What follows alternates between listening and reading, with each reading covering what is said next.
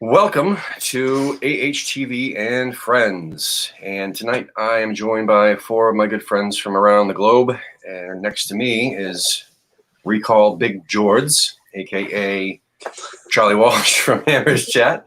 And next to him we have Ben from Denver, from Mile High Hammers over there. And we have below him we have Tommy, Irish Tommy, from our good friend from Twitter, and also the chat room. A lot of you might recognize him from either. And yeah, he's from Ireland, so that's why they call him Irish Tommy. And below me is David from the Alamo City Hammers, San Antonio, Texas. And yeah, so real quick, before we get into the show, we do have quite a few topics, which I posted in the title. I'll need the chat room to remind me halfway through what the remainder of the other topics are, because I cut it off. I can't see it from where I'm at. But first and foremost, this is probably going to be the last AHTV and Friends episode, mainly because we have been working for quite some time on creating new shows, new content, seeing how different things would work and whatnot. Well, this one was doing very well, but it just feels like it's a weekend review part 2, and I don't want to take away from that. And plus, we need to make room for new shows. So I might be taking this and shifting it over to another night, or just doing a completely new show. Who knows? Because we got a whole bunch of different ideas that we've been working on. And that just depends on a whole lot of things, like who I can get regularly to do what. So that said, yeah, thanks for watching. And please hit the like and subscribe buttons if you haven't already. And keep the chat going, keep the live chat going for me today. And I'll try to pull up some comments if I can. But first and foremost, David actually spent, I believe, the holidays, right, David? And a little bit thereafter over in London, right? Yeah, a couple of weeks plus. A couple of weeks plus. How many matches did you get to see over there? Two. I went to the Bournemouth game, and then Gillingham away for the cup. So the 2 victories, okay. Yeah. Lucky dog. Right on. That's awesome. So what was the atmosphere like for the Bournemouth match? Leading up to it, going to it, and the match itself. Well, leading up to it was pretty good, because there's pubs involved. I tied one on pretty well for that. The atmosphere inside the game was, it wasn't bad. It was a bit tepid. Of course, when once they started scoring goals and stuff, it was all right. But actually, the last game I went to at the London Stadium was a bit more lively than that. Which was what? Oh crap! It was West Brom a couple years ago. Yeah. Where Andy Carroll rescued us. We come back and won 2-1. Gotcha. Yeah. So. Yeah, man. I'd expect more, because usually, what a lot of the people the season ticket holders and so on, they usually say, if we're winning, if the goals are coming in, it can get electric in there. I mean, right. Is that the case? It wasn't electric. I wouldn't call it that.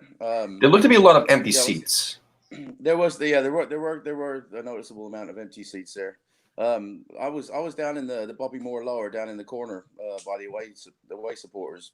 And the games I've been to previously, that's been like the lively end of the stadium, Mm-hmm. That's where most of the noise comes from. And yeah, it wasn't as lively as it was at previous visits, But I mean, it wasn't bad. Like, it wasn't a library or nothing.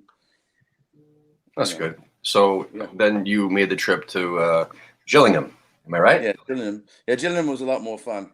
Really?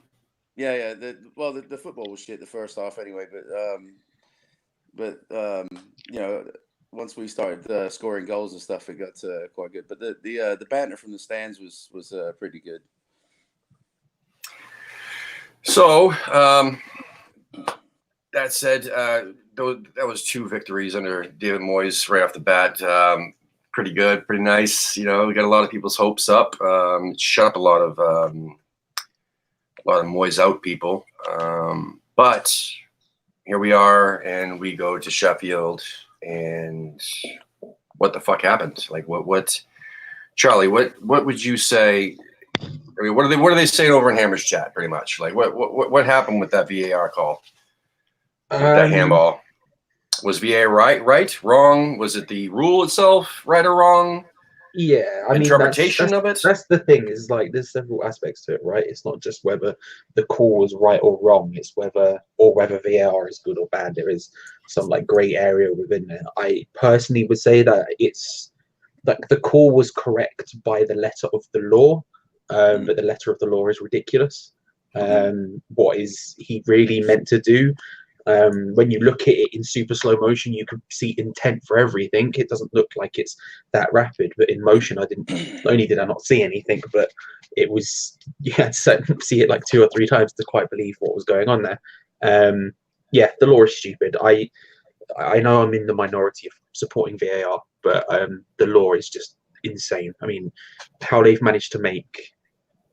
I get it. Now we've got the technology, make it black and white, make it easier to make the snap calls, but at the same time, like in a situation like that, it's just stupid and wrong. Like plain and simple. It just really is. If a player can do nothing to put his hand out of the way, how is it handball? Yeah. It didn't look like he could. It looked like it was just headed right into his hand in a split second. I mean, I don't think anybody could react to that quickly. Ben, what are your thoughts on that? Where did you watch? Did you watch the match? Where did you watch it, etc.? I didn't watch it live. It's kind of tough, those Friday evening games. They're 1 o'clock out here. So I was at work, but I did watch it after the fact. I didn't spoil myself. I watched it Friday night.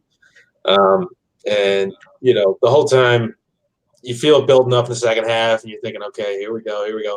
And then it happens. What bugs me and what really gets me, right, is that the call on the field was not handball, right? So the officials they let it go. If they saw it, they let it go, right?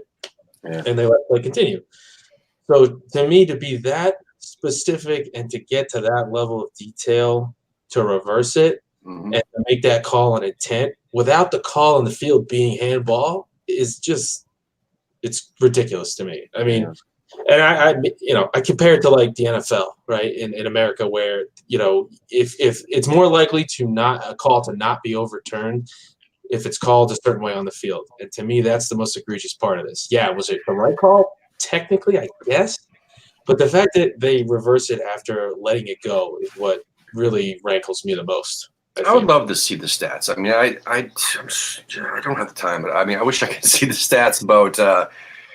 Has it been worth it? I mean, were there so many shit calls the last few seasons that that made such an impact that this year?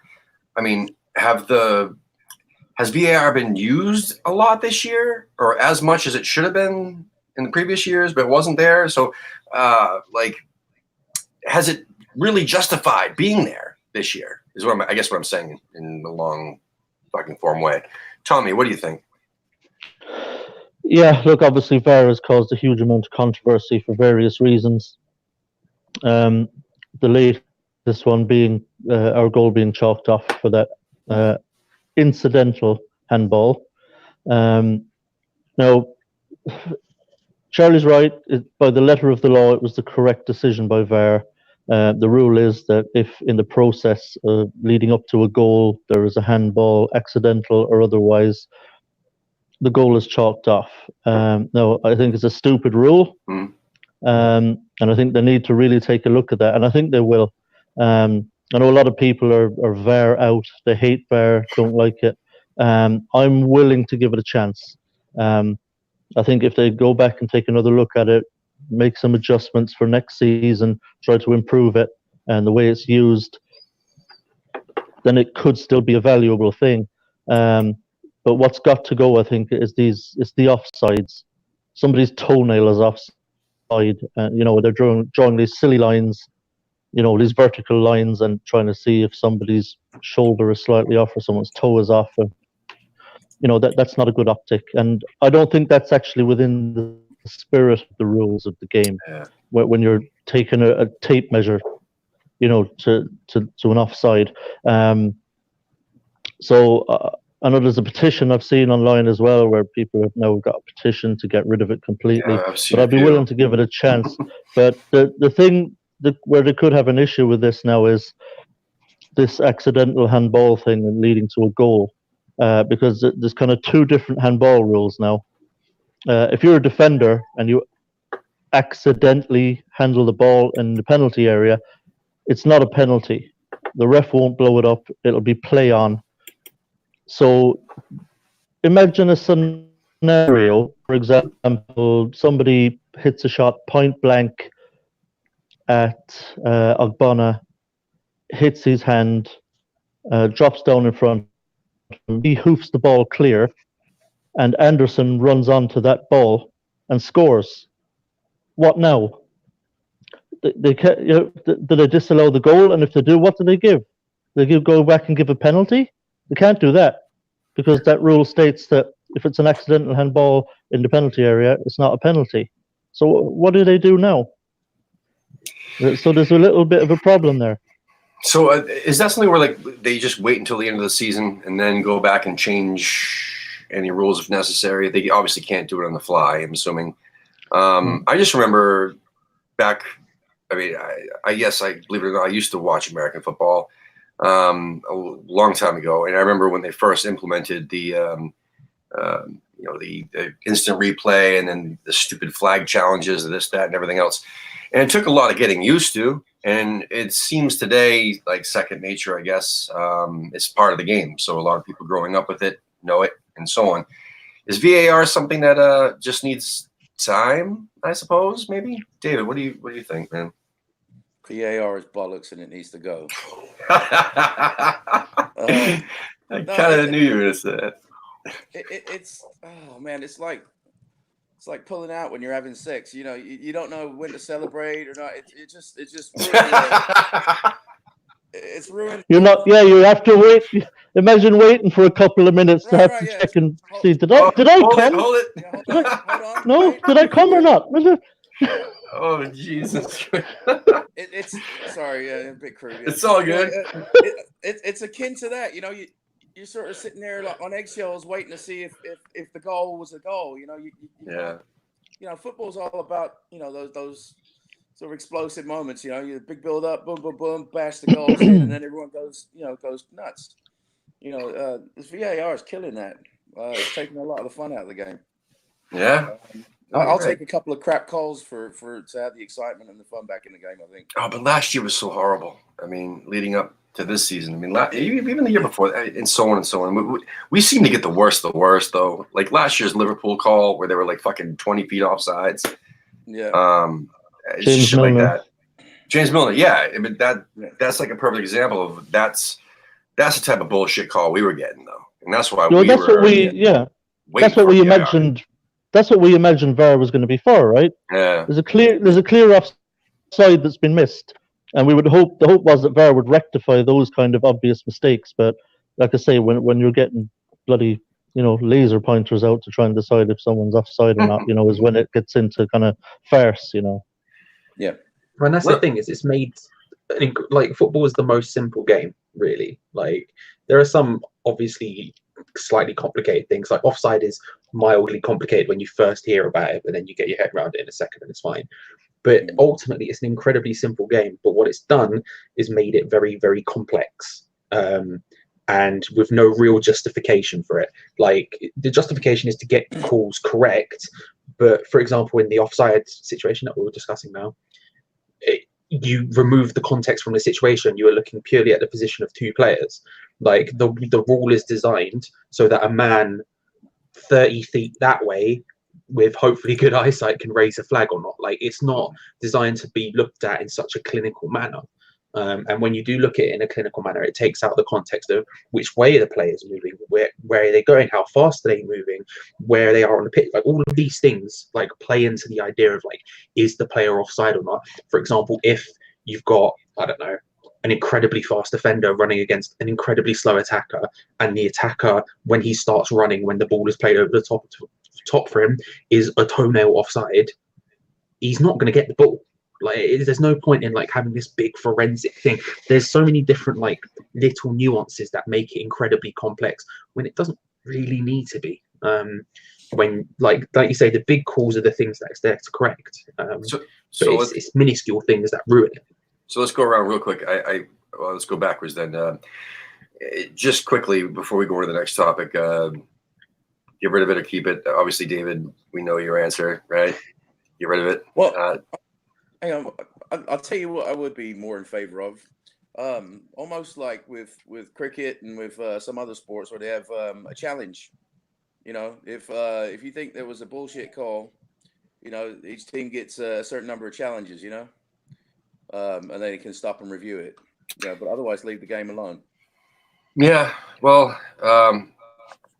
that could overcomplicate it again because we'd have to get used to that, and then people would be bitching about not having enough challenges, and then that's what people would really be fucking off and going James Milner's off, length off sides on purpose, and hope to God that they don't get the call. I don't know. Either way, I would say you're just fucking go bye, but and just deal with it. Really, Tommy, get rid of it or keep it or replace it or what? Yeah, I'm not VAR out just yet. I'm no fan of it by any means. It has been really frustrating this season. But I think it would require major kind of surgery to get it right. But I think if it was used correctly, Emily, than it is at the moment, just for certain things, and particularly where a ref maybe can just get to the sideline, have a quick look at replays, and then make his decision. The whole process is just too slow as well, which is one of the frustrating things about it. Now, having said that, if they decided to scrap it, I wouldn't lose any sleep over that whatsoever. But I think it could still be useful, just not in its current incarnation. Yeah, Ben.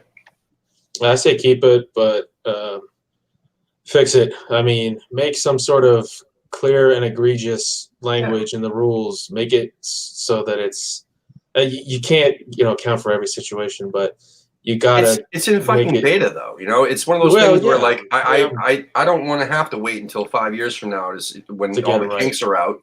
Right, that's true. These seasons are fucking lost over it. I don't know. Especially if we go down by 1 point, right? Oh, yeah, they'll blame that. Charlie, what do you think, man? Keep it and change the rules. Not like throw the rule book out, but just change the way that the rules mean it has to be implemented. With offside calls, with stuff like handballs, just change the way the rules stay the same, but the way the rules force the implementation of VAR, change that. And then obviously I think it needs to have some changes to its presentation as well. Both inside the stadium and to the viewers at home. I think there could be some very simple improvements there. Like I think they do in Australia, where you have the referee's mic and the VAR's mic come through the television, for example. In the stadium, obviously you can't really do that. It's just not feasible, but you can do it at home very, very easily. And it's something they do in rugby as well. And it might stop players shouting swear words every so often to the referee as well, which is maybe reduce yellow cards ever so slightly. But yeah, they change stuff around it to try and help it be more reasonable. This next topic, I don't necessarily want to have to spend a good chunk of time on. I mean, we've all said it on our own different shows and whatnot. It's even, honest to God, Ben, I think we've even discussed this back when you were on the shows, and David, I think I've heard you talk about this before too, but I know I've heard Charlie and Tommy talk about this extensively, and that's listen, there's protests coming up, you know what I mean, and it has nothing to do with David Moyes, it has nothing to do with the players, but it does have to do with the board. I just want to know your personal opinions on, because I've heard all different things that, protests are pointless, blah, blah, blah, blah, blah. Let's do a boycott of merchandise. And then other people are saying, well, that's ridiculous because, there's millions of people are all over the world buying stuff and you can't just tell them all to stop. And, but the point is, this is like, we're going on 10 years with them, with the owners and the Duchess. Out. Fucking see you later, bye. Like, what are your feelings about where we stand? Have they accomplished anything? Have they accomplished anything? Obviously, they've accomplished a couple things, but my point is, did they accomplish enough for you to say, you know what, let's continue on with them, or do you think a protest is needed? I mean, just the whole the Gold, Sullivan, Brady out fucking phenomenon that's going on right now. What are your thoughts on it? Let's just start with Charlie and go clockwise. Yeah. So I am of the belief that they should go. Again, I know I'm against current opinion in such of saying that I think Karen Brady is by far the least egregious of them. I think she is working to the remit of two absolute morons who don't know what they're doing, to be polite about it. I think if you want to protest, go protest. If you want to boycott. Let's be real. The only two things that Gold and Sullivan actually care about are their, maybe not Gold, but certainly Sullivan, is their media reputation and money.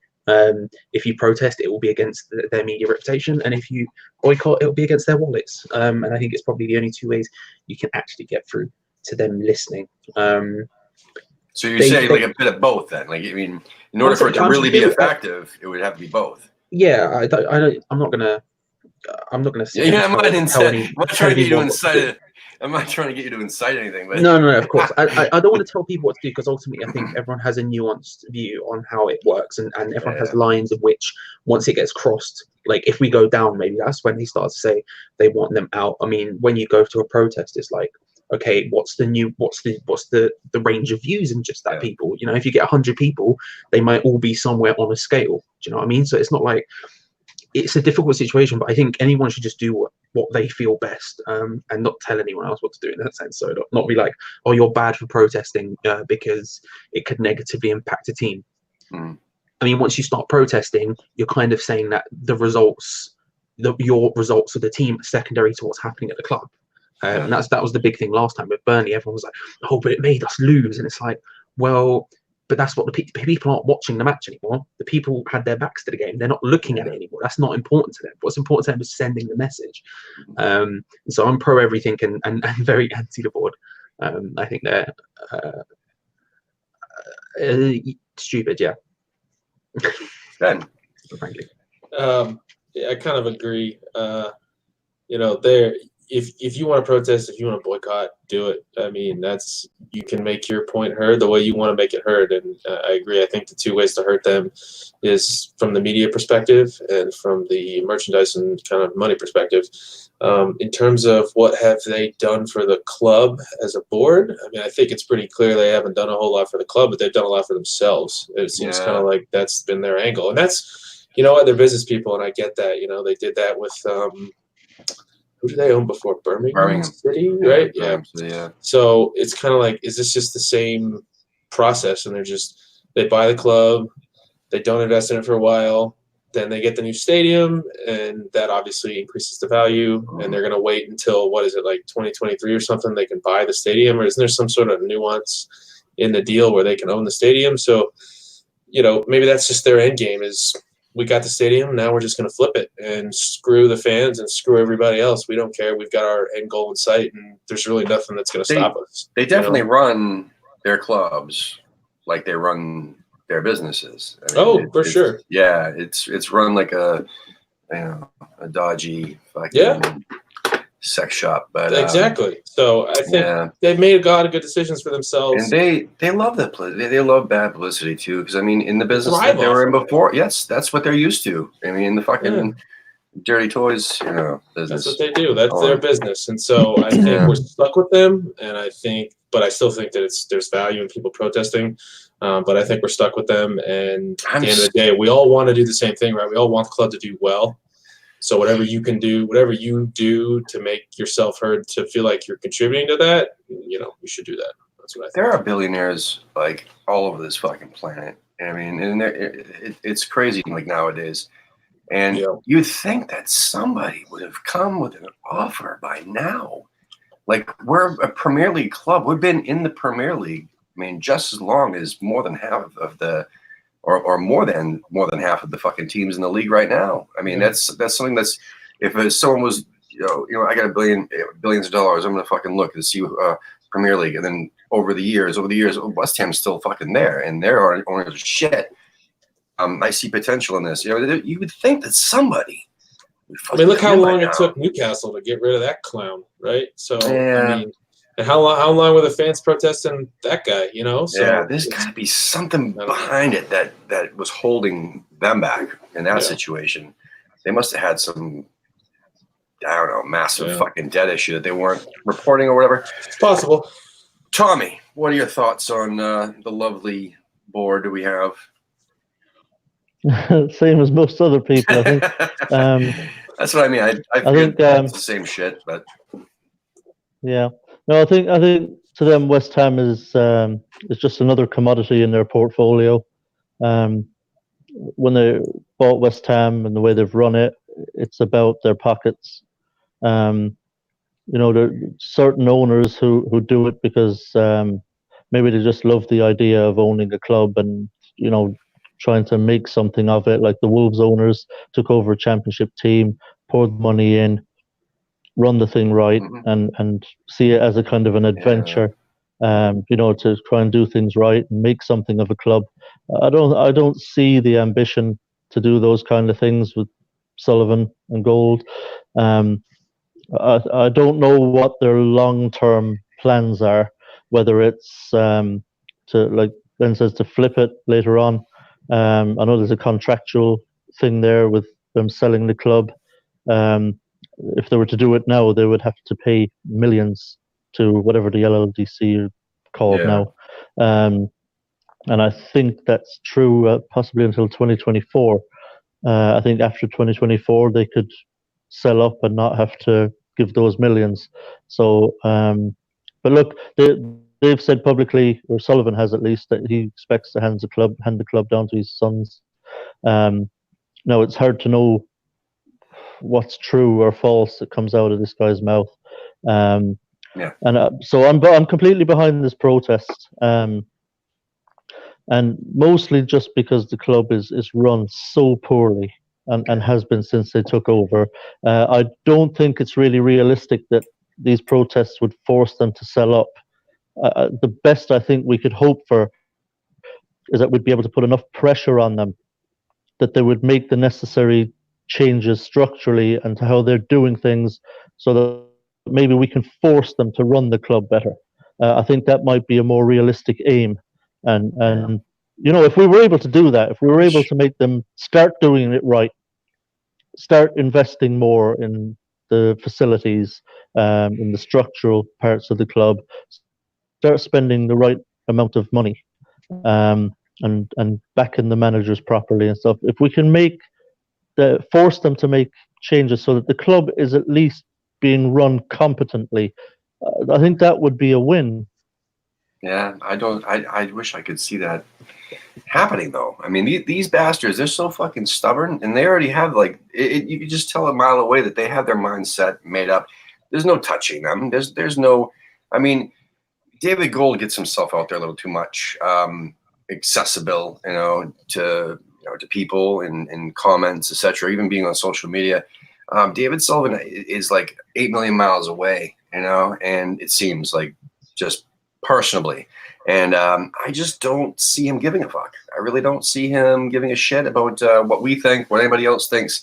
And he's probably laughing about these protests. He's probably laughing about these rumblings of fucking boycotting merchandise, etc., because there's not enough people that are gonna do it, and no one, and there never is, because there's always somebody out there that says, you know what, no, fuck it, I'm gonna get my own little group and we're gonna do it better. And then they get the groups bickering about who's going to be doing the protests, when and where. And then that's what happened last year or 2 years ago. And then the same thing with the right now on social media, you have boycott people bitching at the protest people that, say, no, my idea is better. My idea is better. And nobody's fucking happy. And it's no matter what happens, I just don't see the board giving a shit until there's either somebody on the board, somebody who bought some fucking stake in the goddamn company, someone who, whoever's left on that board that fucking gets his nose and fucking face in there and says, you're fucked. Like, you're stupid. You don't know what the fuck you're doing. Like, what the fuck's going on? And then he'll say, well, Sully will say, well, you know what? I'm a jury owner. I don't give a fuck what you say. And then the other guy will be like, well, fucking sell up, do something, or somebody. I just can't see how David Sullivan, of all fucking people, will give a shit about what any of us thinks. That's part of the things about this. One of the things that we want to do when we started about this show was the fact that we were sick of seeing other supporters groups in this country getting like the red carpet fucking treatment, the golden treatment, getting fucking setups for or flags like from the club and or jerseys to hang up in their bars and stuff like that because these other clubs give a shit. Like the Liverpools, the Tottenhams, the supposed next level clubs. And this club doesn't do that shit because they don't give a fuck. And that's my problem. So we thought that, you know what, let's showcase these supporters groups and let the club know we're here. And then I realized, you know, three fucking months in, I'm like, I could do this all I want. I can get as many people on this fucking channel as I want, and we could have 20 fucking 50, 70, 100,000 viewers or whatever. It doesn't matter. Like the club, David Sullivan, as long as they're the owners, they don't give a shit. They only give a shit about them and their ambition and their fucking children and so on. You know what I'm saying? So anyway, shit, I forgot to put this up. Damn it. Well, it'll be interesting to see what comes of it. I think there'll be a good turnout at this protest, and there will. But honest to God, Tommy, you know as well as I do, man. You think the boys really going to care, though? Will they, though? Unless they get threatened or something like that. You know what I mean? Like, you don't think they're going to sit up there in the fucking ivory tower and laugh? Possibly, I don't know, but I think it's hard to know. It is hard. No, I'm not saying don't do it. I think they were definitely rattled at that Burnley game. You know, when you're sitting in your director's box and there's people invading the pitch and there's a big crowd going in front of you, throwing pennies at him, right? Yeah. That's a different thing. You know, that's not a protest like outside doing like the river walk or whatever, or whatever it's called, like or the bridge. You know, forming over there and like that. It's not. They're not talking about pitch invasions. They're talking about, you know, the pitch invasions definitely did something. That did something. That scared the living shit out of them. You know what I mean? But friendly, static protest, I don't know if that's really going to do anything. David, what are your thoughts on the board and anything that we just said?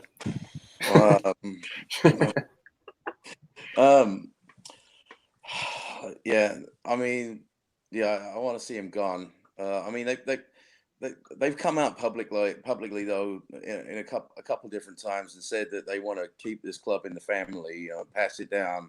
Mm-hmm. You know, and you look at like, you know, Jack Sullivan running the ladies and stuff like that. That's the I guess that's his introduction to you know, football ownership. So, you know, it looks like they're gonna try and stick to their word. But you know, what's their word worth? Well, not much. Yeah. So, I mean, I don't even believe that they even give a shit about their own kids, to be honest with you. I think that they're just saying the right things so that, you know, the fucking next billionaire will come up and they'll keep saying, oh, we're not going to sell. No, we're going to give it to the kids.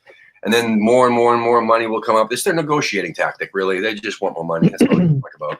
I think they did also say that, I'm sure Sullivan did also say that if some kind of rich sheikh, you know, from Saudi Arabia or Qatar or someplace came in, you know, someone who he felt could really kind of take the club on to the very highest level, that he would sell the club to somebody like that. Yeah. So, I think or fill his pockets to the highest level, yes. Essentially, yeah. Yeah. He doesn't give a shit about the club. No, not for a second. Go ahead, David. Yeah, I don't know how much good, you know, a protest is going to do. I mean, I know a lot of good folks that I chit chat with on social media and stuff that are involved in stuff. And I see the frustration. You know, you want to do something about it. I don't know if a static protest is going to do anything. I don't know if a boycott would do much. You know, short of, you know, torches and pitchforks. It just lets everybody else on this planet, you know, that's what it does. Lets all us supporters know that, you know, hey, like there's something fucking wrong and we cared enough to do something about it. And I give them all the respect in the world. And I really hope it goes well. I'm just saying, I feel bad in a way because I just don't think David Sullivan gives a shit. I think a couple of big billboards over at Westfield, there, you know, yeah. Gold Sullivan Brady, fuck off. Yeah. Would be well placed. Hashtag recall Big George. Yeah. I'm just hoping maybe he has the ability to feel some embarrassment or shame. You know, if they're getting a lot of bad press that's about it. The way if they become, if we can get it out there publicly in the national press, just the state of the club, not results, just like how the club is run. You know what I mean? Like how many scouts we have, like our training facilities. Well, that's what everybody should there's- do. That's what everybody should do. Instead of protesting, everybody should get a fucking pen and paper and write a letter to the FA, or something, or to even something even higher than that, like you're saying, like national news or something like that, and just see the outpouring of support that way. Because there's a lot more people that would probably do that than show up for the protest. Send them the audit. Send them that fucking audit that was done at the club. Yeah. Because I mean, it's scarcely believable. If that thing still exists, yeah. It's probably fucking vaporized. One of the things we did on Hammer's Chat, we had a cup of tea with Jay and Gonzo earlier this evening, our time, whatever it'd be yours, I guess, afternoon. And one of the questions that was asked, and it was entirely serious, like it wasn't said in any sort of jest, was would the club be better run by Jack Sullivan than it is David? And I think asking if a 21-year-old, I think he's 21, like child, he is a child at that age. Not even. I think he's at 19. Yeah, I think he's I don't even. There you go.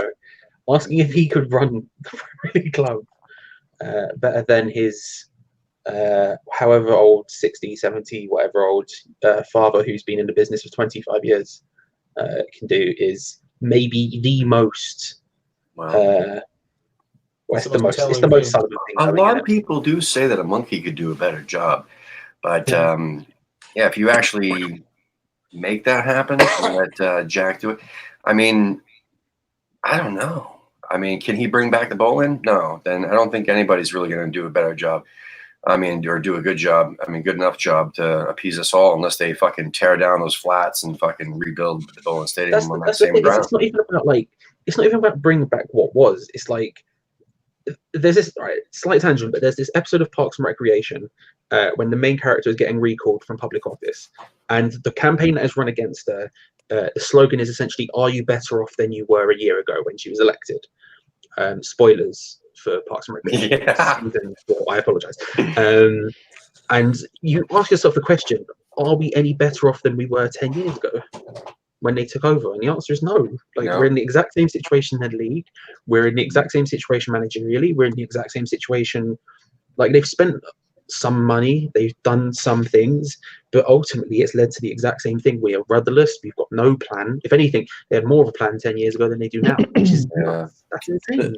Like, to be this far in and to have we fired our director of football, the man who's supposed to be in charge of footballing operations, 3 days before the transfer window. 3 days. what kind of insanity is that? And that's because they thought Fornells was a flop, and he's our most informed player right now. Yeah. It's sheer lunacy. We're no better off. They don't know what they're doing. They don't have any sort of plan going forward. They don't have any plan whatsoever. Their plan is probably, they missed it, as has been alluded, I think they missed the control. I think they missed the control. David being out of the limelight. Yeah, we're in a situation now, which is scarcely believable, where we have David Sullivan, our chairman, ringing fucking super agents like Barry Silkman, dodgy bastard if ever you met one, right? Ringing up people like Barry Silkman saying, "Any players about? Any loan signings? Know of any players? We need a midfielder. Got anyone in mind you might be able to swing for us?" Where's Victor Moses? Where's Jesus Victor Christ! I mean, it's absolutely ridiculous. It's a joke. Yeah. It's like we're running. It's like we're a League One club. We're being run like a League One club. Pencil and paper scouting. Just like you could throw me out there as a coach. Like, what is the direction? Where are we going? What are we trying to do? Like, you got to embarrass the ownership enough for them to realize, we fucked this up, and we need to appoint somebody, and maybe go to like the FA, go to somebody and be like, "We need help. Can you please recommend somebody who can help?" Something Oh, like FA a proper director, a vice president, somebody. FA don't give a shit. I think they're won't probably touch it. worse. After I mentioned that, I kept thinking in my head, I'm like, they're worse than fucking Sullivan and Gold, and Brady. So They clearly shit. can't do it. They need help, so they got to hire somebody who can do it, or No, who you're can right. help them. No, they should probably ring Sir Alex then, man. I mean, and say, hey, do you want Moyes back? And we'll go from there. Yeah, But it's tough because you'd think that audit would have maybe been something of a wake up call to say, because it made for very bad reading, and they obviously read it, and we're still in this situation. Yeah. So, like you say, Tim, I don't think they give a fuck. I don't. I just don't. So, all right, enough of. All right, now I get all the bullshit out of the way, all the negativity. Sorry, everybody who misses us having fun. Let's see here. We have the Everton match coming up. We had a tough one against a really tough Sheffield away from home. Our home form has been like shit, but I don't know. We got a decent squad. I mean, Everton has Ancelotti, and that scares me, and so does they have a fucking healthy squad, and that scares me too. So I don't know. Is there any positives? Please, somebody bring some positives going into this Everton match. Let's give a preview going around. Give our previews first, and then we'll come back around and give our predictions thereafter. Okay? So let's start with David this time and go counterclockwise. David, what do you expect out of this match? What do you have any positives that you could probably take going into it? Well, since I'm expecting that we'll play like crap and get run over by Everton, chances are we'll probably win it, 3-1. That's how I always do it. Yeah. Yeah, every time I try and put my finger on what's going to happen, it's just the opposite. The exact opposite goes. I know if somebody paid for me to fly back over to England to watch the match, we would win it for sure. Yeah, dude. Hey, I'm undefeated too. I seriously, in the last 25 years, every single West Ham game I've been to, we've won. That's awesome, dude. Those were very few and far between, but yeah, every single match I've been to in the last 25 years, we've won. Let's get a Kickstarter or GoFundMe. Yeah. David Gold, I'm available for a nominal fee. No, I mean, it depends on who shows up, isn't it? It's the same as every week. It depends on who shows up. If we show up, I could see us nicking it. If we get, sort of pedestrian, lazy performance like we've had a lot of times this year, we'll get mashed. Yeah, that's Everton always scares me. They always have, even when Moyes was their manager. I just never felt it. I like you said, David. Everton especially, I could never predict because they just, I don't know. They've always had a good squad, always a good squad. When they were struggling at the beginning of the season, I thought they had I thought they were extremely underperforming.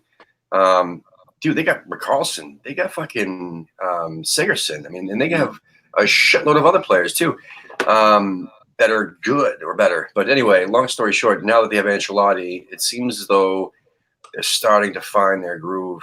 I don't know. Ancelotti always scares me, no matter what league he's in. With those fucking eyebrows, but yeah. I'm gonna call it 2-1 to the Cockney boys. All right, right on. Tommy, what do you think? What do you think leading into this? I'm a bit worried about this game. Yeah, I think Ancelotti's a very, very good manager. He'll have done his homework. So I worry as well. We're probably going to have Zabaleta again out wide right, and Dine could take him to the cleaners. Luca Dine is such a good player, and Zabaleta will have his hands full there with him all day long. So I worry about that they could do some real damage to us down that flank. It's a tough game to call. Like I say, Everton do have some very good players, but they don't always perform. Correct. They blow hot and cold, Everton. Yeah, exactly. Yeah. That's why it's difficult. It's difficult. Look, this could be anything. It could be anything, this game. But I am hopeful because, we have shown a lot more spirit since Moyes came in. The work rate is there. I thought, our tempo is better. We don't look like we're just kind of walking around the pitch anymore. I think the players are running around a bit more now, covering more ground. So we're capable of winning this game. I just wonder about the formation. I assume he's just going to stick with these three centre backs, and we'll see much the same team as we saw last time out. So at Sheffield. As long as he but- puts three center backs in there, that would be great. You know, if he's going to play that formation, it would be nice to have three center backs playing in that formation. Yeah, I just think he's. I worry about Noble, to be honest, in this one. I personally would drop Noble out of the team for this game, and I'd play maybe Fornells beside Rice for this game. Fornell's got a great attitude. He'll run all day for us. He's young, loads of energy. He's good on the ball. He can carry the ball. Yeah. Rice obviously is a shoo-in, but I thought Noble was absolutely awful against Sheffield United. Really awful. And you know, I think we're past the point now where we've got to start looking at his replacement. You know, he's not going to play every game and be consistent, Noble, anymore. I just don't think he can do that anymore. I thought Lanzini was poor again against Sheffield United. I think he needs to drop out. I'd rather see him maybe come off the bench and see if he can do something against more tired Everton players. He might have a chance to have some input there and some impact. So I couldn't believe Fornells was on the bench when the team news came out ahead of the Sheffield United game. I was stunned. I mean, himself and Ogbonna have probably been our two most consistently good performers this season, and to drop one of them to the bench for Lanzini, who's been a passenger really in games all season, was a bizarre decision, and I think that may well have cost us in that game. I mean, who knows what Fornells would have added had he been on from the start, but it's hard for me to predict this game. Like Everton could come and play absolute crap. Yeah. They could, and we could play quite well and win the game, or the exact opposite could happen, or it could be both teams are kind of cancel each other out for a draw. It's so hard to call this one. As long as I don't watch the match with Lee, then we're good. Because the last two times I watched us play Everton at Lee's house, or actually it goes back to when we did that NBC Sports fucking thing in Boston, and we got smashed 2-0. It was the worst performance of last season. And then this year, we lost. We were losing 2-0. I think it was actually worse than that. I don't remember what the result was, but it was pretty fucking bad. I think I stopped watching it 2-0. I couldn't take it anymore because I said, Lee, listen, I can't be here anymore. I listen, every time we watch a match together, we lose 2-0. We had a string of other matches like that as well. And so anyway, that's besides the point. But no, Everton's always a tough call. And you're right. They have to. They're a lot like us. I mean, you said that as well, Tommy. That they have to be up to their game. They have to perform too. We don't know if they're going to perform or not. But if they do perform, it's going to be fucking tough for us, whether we perform or not, and vice versa. So yes, we could go out there and smash them like we did Bournemouth. Or we could fucking lose like we did last week. That simple. I mean, we could. I know one thing though, Tim. Like we have to win this. That playing well and not winning is not good enough anymore. Yes. We need the points. We need the wins. We need to put points on the board and try and separate ourselves from the teams below us. Moral victories are no good to us. It's no good our manager coming out after it when we've lost 2-1 saying, well, I thought we played very well. A bit unlucky here, a bit unlucky there. That's no good to us anymore. We've just got to start winning games. God almighty, that goes back a long time with our managers. They used to say that. I mean, all of them. I mean, I can name pretty much all of them. Used to say that, especially Big Sam. That used to drive me fucking nuts when we'd lose to a big club, And he's like, well, I was going out to get the point, and we lost the point. But no, you got to go out to win, man. Like, what the fuck? You don't care who it is. Like, that's a shit mindset, and that's when I started going Big Sam out. Anyway, Ben, what are your thoughts on the upcoming match? Are you optimistic?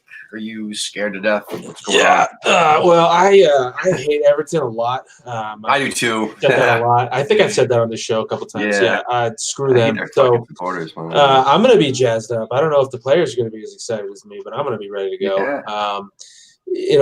I agree with a lot of what everybody else has said. Is the margin of error now is so slim that you need 3, especially with a club against a club that's like right in the middle, right? What are they, like 10th, 11th, something like that? So yeah, you need the points. I think I agree. I think Lanzini, he's been almost useless. He's been invisible. I think Fornals has to get out there. Fornals has to get out there. And I think a lot of people know I'm a big Snodgrass fan. I love Bob, and I think Bob's gotta get a full 92. And I'll say this: the goal conceded to Sheffield. Obviously Martin did not have the best day there. So that the goalkeeper situation concerns me the most, I think, out of everybody. Yeah, Fornals has to get in there. I think Noble, I agree. I thought Noble was pretty pedestrian last week, but it's the goalkeeper situation that makes me the most nervous, and that's why I honestly can't with confidence pick the Hammers to win. I think at best it's a draw. I don't know if they're going to get up for it, I think the keeper concerns me, and I think Fornals has to get in there, and Bob has to get in there. As long as David Martin is not injured, I am not concerned. I am not concerned because fucking Fabianski, especially last season when he had all those miraculous saves, 120 odd fucking saves, he also had quite a few blunders himself. If you guys only remember the saves, which a lot of West Ham fans usually only remember the fact that he led the league in saves. Woohoo! Big fucking deal. Says more about the defense. Those 54 fucking goals. No, I mean, listen, it's funny because he made some of the most miraculous saves in the world. And you know what? Fucking Roberto made like 2 world-class saves in his fucking West Ham stint. But guess what? It's not about that. It's about the goals you let in. And some of the fucking goals that Fabianski let in last season especially were like easy. I mean, it was stupid. He was in the wrong fucking position. I mean, that had nothing to do with the defense. I mean, he just wasn't fucking paying attention. So anyway, that's why he was not my Hammer of the Year last year. That was Declan Rice, but beside the point. This one thing I got to mention before we get into Charlie's input. What was I going to say? So first of all, David Martin's just fine. I mean, he had 1 blunder; he'll be fine. I mean, he's a solid goalkeeper. He's way better than fucking Roberto. So that's true. That's all we need. And Sack of potatoes is better than Roberto. If we can keep some defense in there that actually can keep up and know what the hell they're doing, David Martin should be fine. He won't make too many more blunders. Everybody does. Everybody fucking makes blunders, especially West Ham United players, no matter what position you're in. But anyway, the thing I was going to say was I forgot to mention that I was actually correct on 2 of my predictions since this win this summer, and one of them this summer and one of them a few weeks ago, actually. And I'm sad to say that that was actually correct because I'm never correct on anything. Just so you know, anybody watching this, I'm totally full of shit. But the one thing that I did predict was that in the offseason, I said that Fabianski was going to sustain an injury, and Roberto was going to become Hammer of the Year, which was incorrect. He was going to come in, but the point was that I knew for some reason I just felt like he's going to get hurt. He spent all season last season completely healthy. He's going to hurt himself. It happens, just like any other player. Everybody gets hurt. This is his year, and I thought Roberto was going to shine because I'd never seen anything. I never even saw any highlights on Roberto. I just saw his neck tattoos and said, "This dude is a beast." And that didn't work out so well. But anyway, I did predict a few weeks ago that once a goalkeeper gets a hip injury, I've said this, and I was correct. Once a goalkeeper gets a hip injury, especially over the age of 30, right? Just imagine all yourselves. I mean, well, I don't know how old. Actually, only probably 2 of us then. Never mind. You 3 look young. Anyway, I was talking about you, David. And but anyway, once you get older, injuries tend to happen more often, especially after you sustain an injury. and especially a goalkeeper with a hip injury, which is one of their key fucking points of movement. Injuries are going to happen. I mean, I knew he was going to get injured again, especially with Pellegrini rushing him back, and then Moyes keeping him was an issue too, keeping him playing. It was just bound to happen. And I know it's probably not even the same fucking, I mean, I think it's like a thigh injury, not even hip injury, but that's not the point. The point is, in his mindset, he's now thinking about his hip now. He injured his hip, he's back now, he's always going to kind of, cater to that. And then next thing you know, he's injuring something else because he was overthinking it or something. Compensating. Like that. Yeah, there you go. Compensating, that's the word. So anyway, I don't know why I brought that up, but I just feel like saying that. But anyway. Charlie, what are your thoughts on Everton? And you think David Martin's a beast or what? I just quite enjoyed you trying to prove you were right by saying Roberto was going to be hammer of the year. I enjoyed that as a tactic. Like, I've never seen someone go, I was right when I said Roberto was going to be hammer of the year. It was an interesting one. No, I was right about Fabianski getting hurt, but I was wrong about Roberto though. I mean, I thought. Listen, 50% hit rate is better than 0. So, why not? We're going to get beat. Seriously, Tim, sorry. Oh, Charlie, that's like being in Germany in 1938 and telling people, I'm telling you, Hitler, he's not that bad. He's all right. It's going to be fine. It's going to be fine. I'm not worried. Don't worry about him. He's all right. This is fine. Thanks, guys. Yeah. All right, Charlie. Anyway. Sorry, not to cause a mutiny or anything. But That's all good. Yeah, we're going to get beat. It's going to be quite bad. I'm really concerned about the atmosphere and how. Oh yeah. Yep. The crowd will be. I don't know how they're going to be after the protest and everything else, and especially if we go down.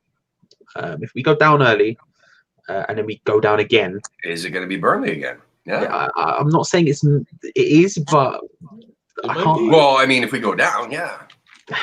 Especially the director's box isn't far away or guarded, is all I'm saying. We've seen this previously. Here's the key. Yeah, it's going to be a weird one. Yeah. My problem with the Sheffield United game was that I don't think we set up to win. I think we set up for a draw. And that's one of my biggest criticisms of David Moyes is he's just relentlessly dour. And I just feel like he set up for a draw in that game. And I get it. They're flying high, top 6 away. You think, okay, you should set up for a draw in this game. And if you get a draw, that's a great result. But at the same time, as has been just previously alluded to, we need a win. We need to win quite badly. And we should go into a game against Sheffield United knowing that we need the win there as well. The run of games coming up is going to be absolutely horrendous. It can stretch all the way into mid-April if you really look at it. Yeah. But you saw those passion, like for the Sheffield match when they scored that goal, even before the VAR, you saw that how excited they were to actually tie it. Yes, and I think David would be able to attest to this as well, because obviously when you were at the game, the Bournemouth game that I was at, and the pressing was mad. Even off the ball where the ball wasn't, there were still people moving into position to start the press whichever way the ball went, which was really, really good to look at. And then it sort of disappeared in the 2 games after. It's not completely, but to a trivial extent, it disappeared. And a lot of that is setting up to draw. A lot of that is setting up with a different formation. A lot of that is setting up with 3 at the back and 2 midfield who play more defensively. And then you have the wing backs, one of whom is Zabaleta, so can't really move for love nor money anyway. Yeah. And that's going to be a problem. We're going to come up against an Everton side who, as you say, are starting to sort of get cogs whirring a bit. This is Ancelotti getting his foot in the door, starting to move things forward. They've come off the back of 2 really bad results because they had big opposition but got a win against Brighton, and all of a sudden they're looking up again, and it's going to be an incredibly difficult game. I don't know what West Ham will turn up. I have no faith that we will come into it very well, and I'm really concerned about what the ramifications are both on the pitch and off the pitch if we don't come into that game, because against Sheffield United, 75 minutes to 1 shot on target. Haller was unbelievably isolated, and that's not something you could say wasn't a factor in David Moyes' first reign. There was a lot of times when the players were isolated up front, and if you come into a game, you need to win with a striker who's isolated and playing a defensive football. Yeah. At home, it's not going to go well. Well, I was going to go into the whole. I was going to talk about transfers and so on tonight. I was going to, but I omitted it because I'm so it's happening again. Is what I'm trying to say.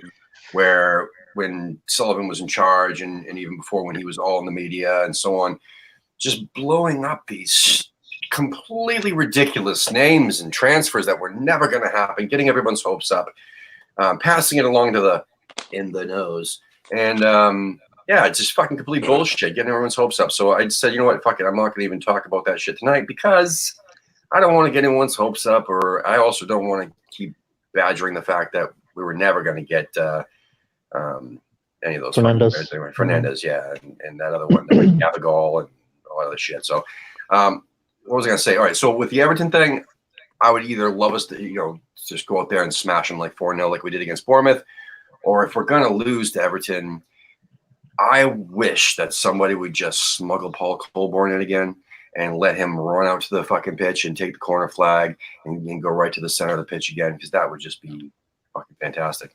Paul Colborne, by the way, I just want to let everyone know, if you noticed that I said we were going to be doing interviews with him, I promoted it and everything like that. StreamYard doesn't like him that much, I guess. It just does not want him on this show for whatever reason. I tried to get him on twice. I tried to get him on last Sunday and then this just past Sunday as well. We tried, but he's also been on other shows and other podcasts as well. So if you want to hear what's up with Hammers United, they do have one video on their YouTube channel all about the upcoming protest. And they're on social media, etc. like that. So Hammers United on Facebook and all that other good stuff. So be sure to check that out if you're interested in seeing what's up. Yeah, I got to thank everybody who came on tonight. I really appreciate it. As always, this is AHTV and Friends, and I'm going to try to move it over a different night. I don't know. We'll see. I don't know but I think this is definitely the last AHTV and Friends on a Monday evening. But who knows? But once again, I'd like to thank Irish Tommy for staying up extra late, along with Charlie over there, Charlie Walsh, Mr. Recall Big George, and Ben from Ben, who's actually a little earlier than all of us right now. Over in 7 Denver. p.m. I got a whole night in front of me now. Yeah, it's fucking 9 o'clock my time. And then over in the 8 o'clock time zone there, it's David. And David, it's always a pleasure to have you on as well. So thanks again, guys. I really appreciate it. Sorry for everybody in the chat room. I wasn't pulling up all the comments. I usually have someone over here who can do that for me. I like to just stay involved with who I'm talking to, and so I do apologize if I didn't pull your comments up. I have been reading as many as I could, and thanks again. So keep commenting and spread the word. Please subscribe if you haven't already. I did notice that there was a few comments from Periscope as well, so that means people are watching over on Twitter. I really appreciate that, and also Facebook. We've been streaming this live all over the place as much as we could. And our next show, I believe, we're trying to do a new show tomorrow night. And if that doesn't work out, we're definitely going to do something Wednesday night with Lee and myself. Yeah, so big things coming. Oh, yeah, podcast is being recorded tonight. Fortune's Always Hiding podcast. It's literally getting better every single episode. We just took 3 people, threw them together and said, hey, have a podcast. And it's actually getting really good. So take a listen to that. It's on Spotify, iTunes, and all the good stuff. And American Hammers Radio is going to be coming out with a new podcast as well. This is my American Hammers Radio shirt, which can be bought on our website. First and foremost, our website is looking awesome. It keeps looking better and better every time I look at it. Alex from Mississippi is doing a kick-ass job on it. And but ahtv.threadless.com is where you can buy all the different supporters groups shirts and also American Hammers swag. And if you check out our website, AmericanHammers.net, there's clocks, there's underwear, there's a whole bunch of new items on our shop. And if you want to get one of these scarves, here we go. One of these, you can't see it, but anyway, we have scarves for sale on our website as well, AmericanHammers.net. If you want to find a supporters group in the United States, want to link up with them, check out our website. We were trying to fill in all the information there. Got most of it there already. Yeah. Also, lastly, comments, complaints, us, the board, the club, whatever you want. Just give us a ring, leave a message. 512. We are AHTV. And thanks to everybody behind the scenes. Oh, a kitty cat. There you go. Yeah, thanks for sticking with us tonight. I really appreciate it. And please spread the word. And sorry. Lastly, if anybody watching this wants a regular show, wants to co-host or host a regular show on our channel, on our network, or a podcast, we have 6 new show ideas for our podcast because we want podcasts daily, kind of like what we have here on American Hammers Network. And we have 2 new show ideas that we've been working on, and a whole bunch, but 2 made the cut on American Hammers TV. If you can do it regularly, like once a week, something like that. Want to co-host or host? Reach out, let me know, and we'll. It's all about you getting your voice heard. If you're a hammer, we want to hear you. All right, come on, you irons. I'll talk to you guys out there.